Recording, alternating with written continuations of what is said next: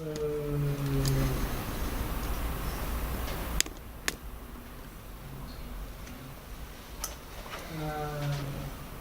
mean, if you look at, for instance, the fact that in some countries donors Just were give me a able- little story, just a little example. It doesn't have to be a general idea. Just a little situation where you went in and you saw somebody using a technology to help a patient and that patient didn't get better. Did you see that? I mean, in these countries, technology is not often used directly with, while interacting with patients. Right, It's more or less on aggregate level. right, But these systems are supposed to provide data information to people or health workers in order to better manage the delivery of right, health services. So if you look at, for instance, health workers have been asked to report their data. right, So at the end of every month or even at the end of every week, they compile their data and they report. right, So these people are not, and they are reporting for the sake of reporting, right. and they are not getting any feedback.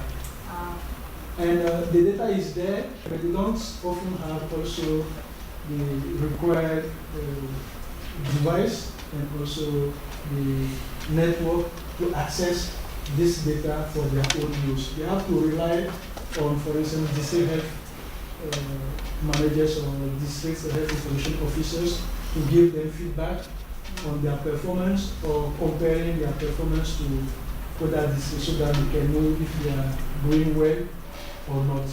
So for these people not having this capacity, they are somehow limited in what they can do with the data they are contributing to the group.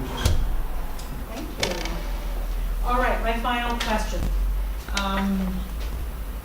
So what would you do differently? If you had to do this whole research again, our supervisor said, sorry, you have to do it again. What would you do differently? I'm glad they are not here. Good answer. What would I do differently? Yeah.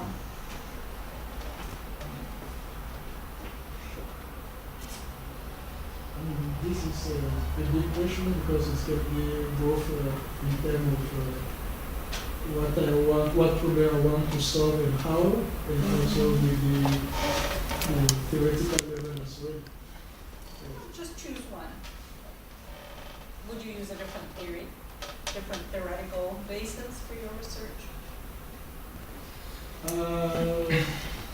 Maybe looking at now the trends about ecosystem, maybe we can adopt a socio-technical perspective of the ecosystem, for instance. For instance, oh, okay.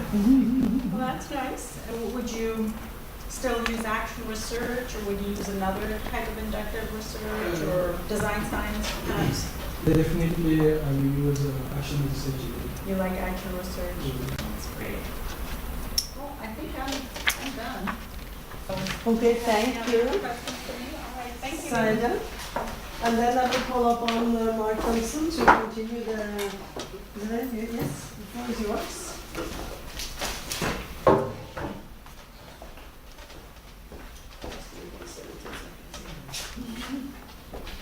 Great, thank you very much. And I'd just like to say just a couple of things beforehand. So I particularly thought your presentation was very excellent and very high quality. And what I appreciated about it was that you didn't just run through what you've done, state some facts. I found it to be quite a rounded appreciation of some of the difficulties and some of the kind of political challenges in performing this kind of research and achieving these kind of outcomes.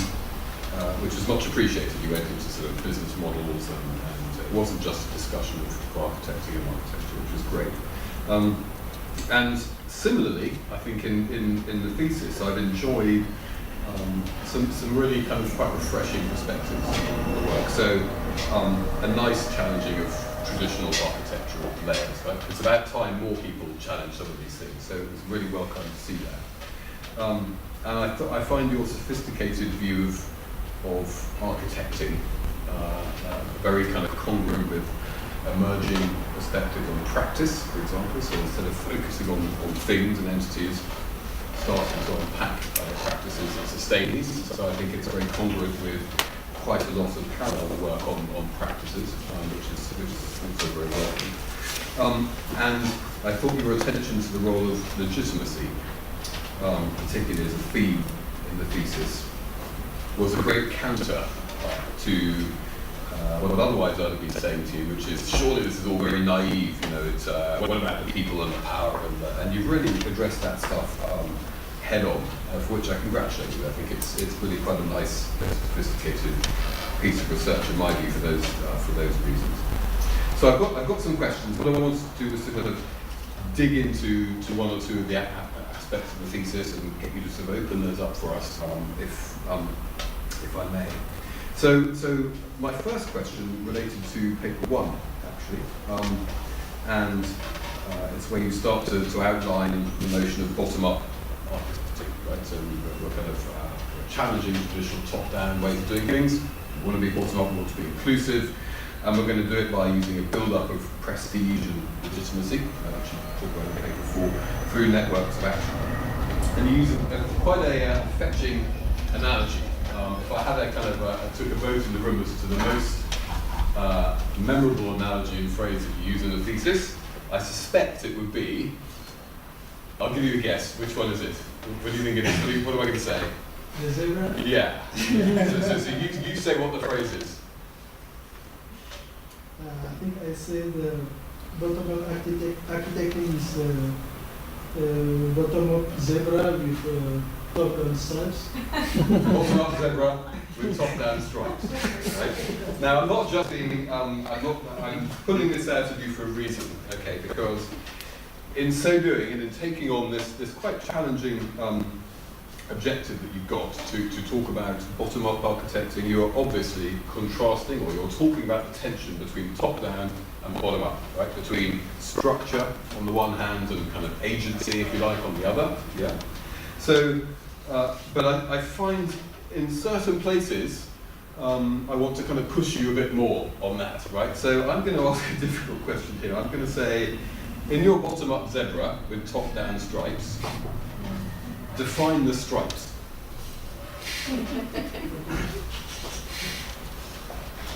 Take your time to have a think about it. It's a neat one. There isn't a right answer, okay? But I think we need to move beyond the knowledge that this stuff is difficult. While you're thinking about it, I'll just say that on page 7, for example, you say bottom up with some top-down elements. But we don't hear what those elements are, right? So bottom up with some top-down elements. Page 50, you say standards are a way of organising, which is also, that could be part of the stripes, I guess. But I think it's a very important kind of theme in your research. So I'd kind of like to hear you have a go at defining what some of those stripes would be, and just talk a little bit more as well about managing that tension. On the one hand, you want to be democratic and inclusive and bottom up. Do you need any stripes? Do you need any structure? Just talk a little bit around that for us, if you will. Okay.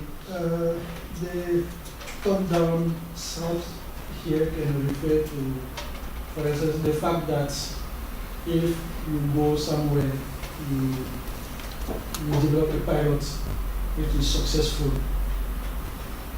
getting that pilot to scale or to be adopted as national best practice and also spread into other countries, then you need this kind of top-down intervention, whereby, for instance, the ministry of health can say, okay, now this is what we want to do, we want it to be our national standard. So the adoption and the scaling of these best practices will be better served by top-down approach. For instance, that's one example of slide. And going back to the empirical case, if you look also at the HMN architecture, which can be seen as a top-down approach, it was good to having this kind of HMN framework in architecture because it also helped in somehow raising awareness on the need of talking about architecture instead of talking about software systems. And in so doing, although this architecture is not fully implemented in any of these countries, having them as a point of departure was also good in terms of reframing the context and making it more favorable for architectural work. So these are the kind of top-down stripes. Okay, that's great. And I'm aware in the university talks a lot about standards and black boxing and a lot more than I do, so I have to be careful what I say relative to these people in the audience. But over time, so what you're saying is maybe that standards and existing deployed infrastructure in a way can be the top-down stripes. If we're trying to scale this, then over time, do these stripes get black boxed? Do they become standards in themselves? Do the stripes become stronger, or are we still bottom up all the way through? Do you see what I mean? As more people adopt some of those stripes, what happens to the bottom up? Of course, there will be some black boxes, but also there will be some taking for grantedness as things are moving in time and also scaling. But can you give us an example did you see an example of this happening? As standards became more widely adopted and black boxed, or not? For instance, if I look at his approach with DHIS2 in these countries, I mean, in this context, it was DHIS2 in the approach plus coupled with HMN was a kind of taken for granted and they were not questioned. So we are looking at it in that way. We can think of things being like black box. And is that a good thing? Yes. I mean, it's the answer is not in terms of yes or no, but it depends on how now these black boxes are being taken to each context and also what are the new way they are providing for local adaptation and also releasing local potentials. So if it's a kind of dogmatic and very rigid scaling of replication of this black box, then it's dangerous because people need to challenge also what is in the black box. We need to open them and make sure that at some time make sure that things are also evolving or we can get things evolved. But if it's very rigid and not questioned, then it's can be very nice answer. So on the one hand, we want to scale, which involves black boxing, but on the other hand, we don't want to get too rigid because that disturbs the impression. So we're dealing with the tension all the time. Another question. So, I've said before, I love the verb architecting, right? It's great, and I think it focuses us on the idea it isn't just a thing. Okay. So if we're replacing the noun architecture with the verb architecting, what are we architecting? So if we're not talking about architecture anymore, what are we architecting? What is it? That's a sort of ontology question for you, I suppose. Yeah, architecting is a bit pretentious also to say that architecting is kind of socio-technical phenomenon, but in reality that's what it is. It's not about just dragging the boxes in the blueprint, and it's not only about software products, is about also people, it's about organizations that are in this context sometimes independent, like collaborating with their own path, with culture, imperatives, and so forth. So this is all this kind of thing we are architecting if we remove Nice, very good. Okay, that's very interesting because then it immediately broadens the kind of outcomes that we're looking at here, rather than just deploy technology, which would be a very naive, I think, way of doing it. Right, I'm dying to dig into the Carlisle model. Can we do that? Because it's a very important part of your thesis. Do we have your slides? And this might help everybody if we, because you had a very helpful one where you had the model. If I go back, four slides, were yours? No, different. We can find it and Someone just talks. I think it would just help it to, because it's a really important thing I think that we need to talk about and understand. Great, brilliant. So we've obviously got these three layers,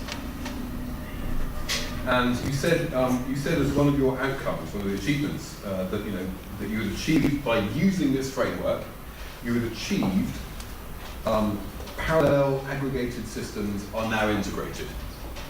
Yeah, that was one of the achievements, I think, on the slide a bit further on.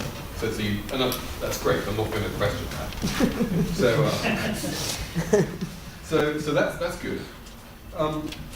But I wanted to ask you for a couple of examples here. So on the way, you must have had situations where maybe at the semantic and pragmatic levels, where maybe you couldn't get everybody to agree on minimum data sets or metadata requirements or whatever, right? So you've achieved all this wonderful integration, and you've had to get people talking around this, but presumably there were times where people just didn't agree. What happened? And preferably with an example to make it real. Yeah, that's what we think the notion of the congruence. And if we go back to the case in Sierra Leone, for instance, at the outset, it was impossible to get people agree on harmonized data set, for instance. And each stakeholder was very felt a strong ownership on its own data reporting forms. Yeah. So, having noticed that it would be difficult to reach this kind of agreements to harmonize the data collection, because we had at that time overlapping forms with overlapping definitions and so forth. But we knew that it would be very costly to start with this political negotiation of harmonizing these tools. So what we did was just to take into account all stakeholders' needs in terms of data. But in the background, we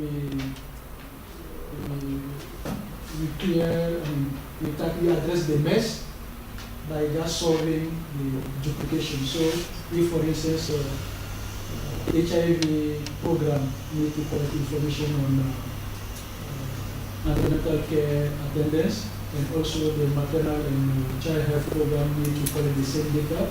They have this in their different forms. We kept the forms as they are, but in the database, that element has only one representation. So since it's for the same facility, but going to different people, that information is supposed to be unique. So that's how, for instance, we address this challenge of many people disagreeing on harmonizing data collection tools. So you basically very carefully managed the information that they were being presented with to make it easier for them to accept that there was commonality. So that's quite interesting, I think, because without that, presumably you wouldn't have achieved that harmonization. So there's another layer of kind of setting the stage almost, and for the interaction, and real attention to that data as well. That's interesting. So, thank you. at some point, I think page 68 actually, you also say that you can add an iteration layer. And I have to say that's the one kind of note I just thought, well, yes or no. I think for me, I'll say what I think and ask you what you think. So for me, these are classes of transition, transformation, whatever.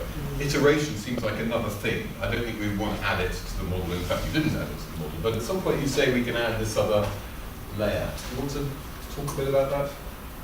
Yeah, I mean, it's not a layer per se, but is to highlight the fact that maybe the issue of the problem at hand may not be addressed in one go. You need to have iteration. And sometimes we can start, if, for instance, there is a problem here, we can do some fix here at syntactic level that will enable better understanding of the problem here and mediate the understanding of the problem and then come up with an agreement. So it's just to set the fact that we need to make some iterations. And also so you're making the point that we use this three-layer model iteratively, but maybe not add an iteration layer. Like you put this right now, that's fine, that's great. So to your point just then, it struck me that, so we've got 1, 2, 3, and 4. There's an implied, I know you said it's non-hierarchical, but there's an implied hierarchy here.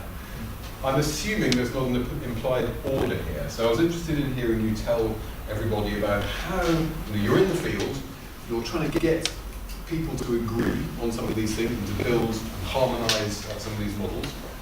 Where do you start? Where is it useful to start? Do you always start here, here, here? Does it matter? No, I mean, as I said in the thesis, there is no prescription on where to start with. But it's a matter of knowing at what boundary it is possible to take action. So, for instance, if conditions are met to do action at a pragmatic level, boundary, although it's a heavy things to do if the conditions are met, and if the problem has to be addressed at that boundary, then we can. For example? For example, in the paper about comparing strategies, in the Zanzibar case, they started at a pragmatic boundary with this heavy political process of harmonizing data collection tools, and they came up with very harmonized data collection tools because they had at that time some political support and also enough resources to conduct that process. So they started there, and after having these very harmonized data collection tools, we came back to the system and then design the system. That's one example. And if you go to the case in Sierra Leone, for instance, it wasn't possible at that time to start with at the pragmatic boundary because talking about integration was something very abstract for people, and it was very hard for them to foresee how we can collaborate together and come up with harmonization and so on. So we understood that where action could be quickly taken is at the syntactic boundary. So we started with the system, then the system, and then looking at the data. We didn't have a harmonized data set, data collection tools, but we just create it in the background, in the database. That's Lovely answer. So I think you've given us some really nice answers of two different ways into the model and how you used it in the case studies. So I had a question about a kind of why this framework, and by the way, I like the framework, I think it's very useful, and I think it's a very appropriate socio-technical framework. It's more social level, this goes down to the more technological layer, right? So that's useful. Have you come across soft systems methodologies? What? Soft systems methodologies. Soft systems. It's a bit, nobody kind of seems to use it very much anymore, the Checkland soft systems methodology. So there's one potential alternative. Another potential alternative might be the increasingly prevalent agile development, design and development methodology, where I'm sure you're familiar with what that does. So I suppose I have one question about, did you consider and dismiss other potential models or approaches that deliberately take a socio and technical approach and try and put those two together? So that's part one of my question. And then I suppose, let's start with part one. Let's start with that. Yeah, many other models have been considered, like for instance, interoperability layers, and also there were clear about So that's the sort of service oriented architecture, ESB, something like that. yeah, and of course there's also this top-down model with these hierarchical layers, starting from the business layers down to also all these models have been considered, but we eventually found this one more appropriate for what So here's my challenge to you. That's a great answer. In many ways, the more I thought about your model here and what you were trying to do, the less I thought it was about architecting, and the more I thought it was about scaling. So that you could almost do some architecting and some development and some modules using maybe Agile